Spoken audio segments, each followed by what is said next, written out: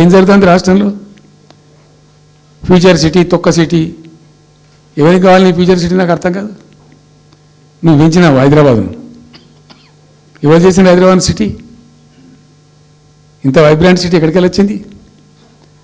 ఓ 400 సంవత్సరాల చరిత్రతోని దీనికంతా ఒకటి ఒకటి ఒకటి ఒకటి బోధి జరిగి ఆటోమేటిక్గా పెద్ద సిటీ అయింది. అట్లా అన్నీ కావు, అందరికి కావు. ఎన్ని రాష్ట్రాలకు ఉన్నాయండి? బెంగాల్ కలకత్తా ఉంది, మహారాష్ట్రకి ముంబై ఉంది, మనకు హైదరాబాద్ ఉంది, కర్ణాటకకు బెంగళూరు ఉంది, తమిళనాడుకు మద్రాసు ఉంది, ఢిల్లీ ఆఫ్ కోర్స్ ఢిల్లీ. వేరే రాష్ట్రాలకు లేవు కదా, 28 రాష్ట్రాలకు ఉండేవి. సో ఇంత మహానగరం నిర్మితమైంది. ఈ నగరం యొక్క భవిష్యత్తును దృష్టిలో పెట్టుకొని పెట్టిందే ఫార్మాసిటీ. ఈ సిటీ మొత్తం గబ్బులు వేసిపోవాలి ఇక్కడ దాంతో. నువ్వు తీసుకుపోయాలి ఫ్యూచర్ సిటీ, తోక సిటీ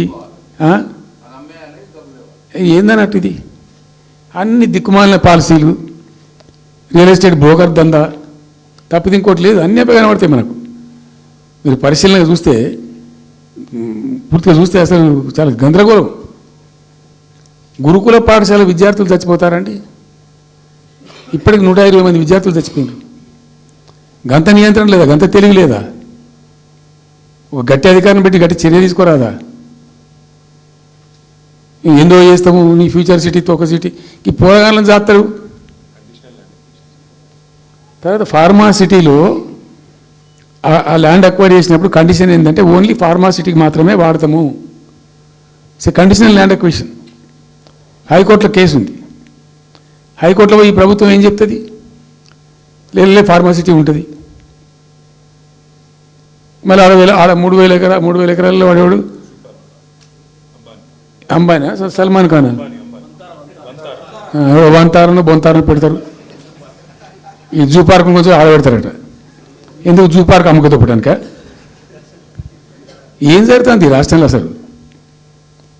మేము ఇటువంటి చిల్లర పనులు చేయలేదే మేము ఉన్నప్పుడు. ఇంత దుర్మార్గమైన కార్యక్రమాలు చేయలేదే. ఇది ఎక్కడ దిక్కుమాలిన దందా? ఏం జరుగుతుంది అసలు? ఏం చేయదలుచుకున్నారు ఈ రాష్ట్రాన్ని? ఇదేం పోతున్నా?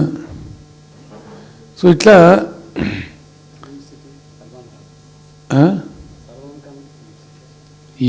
అది ఏందో నేను ఒక్కటే మాట్లాడుతున్నానండి. బిజినెస్ మీట్ పెడతాం, ఎంఓఈలు చేసుకుంటాం. ఏ ప్రభుత్వంలో చేయాల్సిందే. అడ్డగోలు జమాబందీ దానికి లెక్కలేని కథ అంటే ఏందన్నట్టు. ఒక హైప్ క్రియేట్ చేసుడు, దీనికి ఆజుడు, దీనికి గురువు చంద్రబాబు నాయుడు.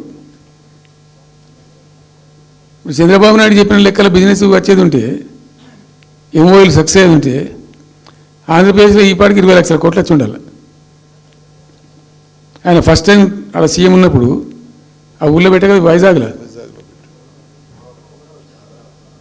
అమరావతి కదా, వైజాగ్లో పెట్టిండు. వైజాగ్లో ఎవరు వెళ్ళి ఎంఓఈలు చేసిన వాళ్ళంటే వంట మనుషులు అని చెప్పిండ్రు.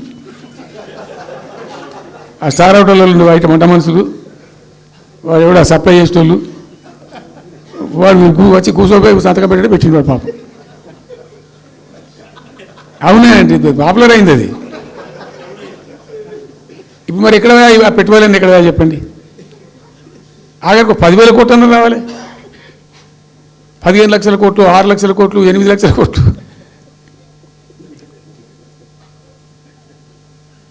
అయితే అప్పుడు తమాషా జరిగింది.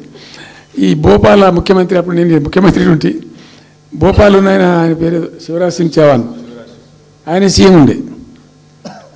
ఆయన ఆ ప్లానింగ్, అదే ఇప్పుడు నీతి ఆయోగ్ ఉంది కదా, దానిలో సబ్ కమిటీకి ఆయన చైర్మన్.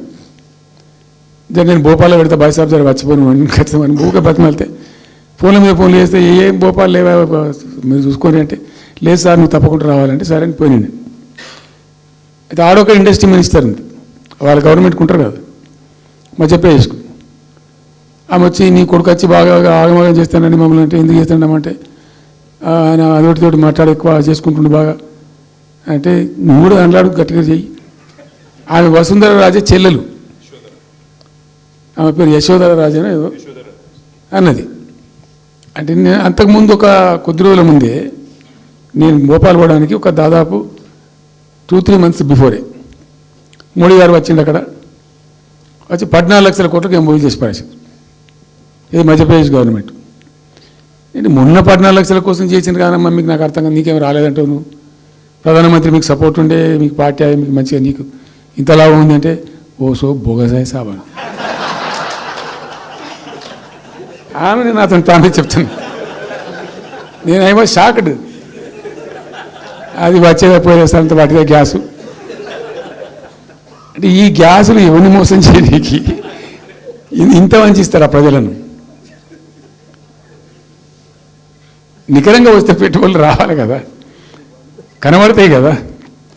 ఆ పెట్టుబడులు వస్తే లాభాలు జరుగుతాయి, ఉద్యోగాలు వస్తాయి, ఫ్యాక్టరీలు వస్తాయి, అడిషనల్ ఇన్కమ్ జనరేట్ అవుతుంది, స్టేట్ గవర్నమెంట్కి జిఎస్టీ పెరుగుతుంది. ఏమి లేదు, బట్టిదే గ్యాస్. మొన్న వీలైతే చెప్పి 5 లక్షల నువ్వు కొంచెం తగ్గించి చెప్తున్నావు. నేను పేపర్లో చూసింది 575.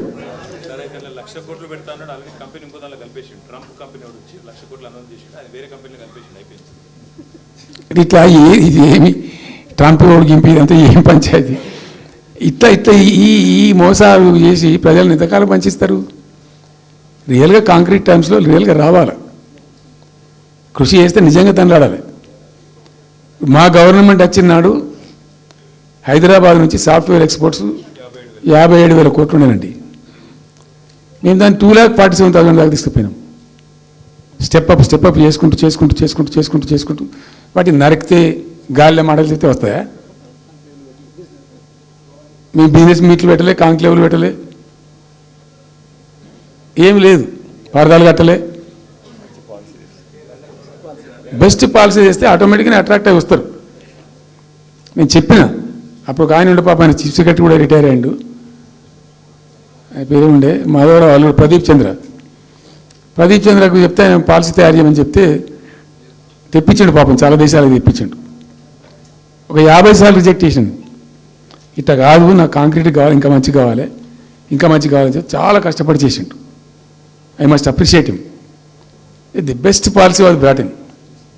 తెచ్చిన తర్వాత కూడా ఎట్లుంటుందంటే, ఒక కంపెనీ వాడు వచ్చిండు, ఫాక్స్కాన్, ఆ మహారాష్ట్రలో కొట్టుకుపోయింది.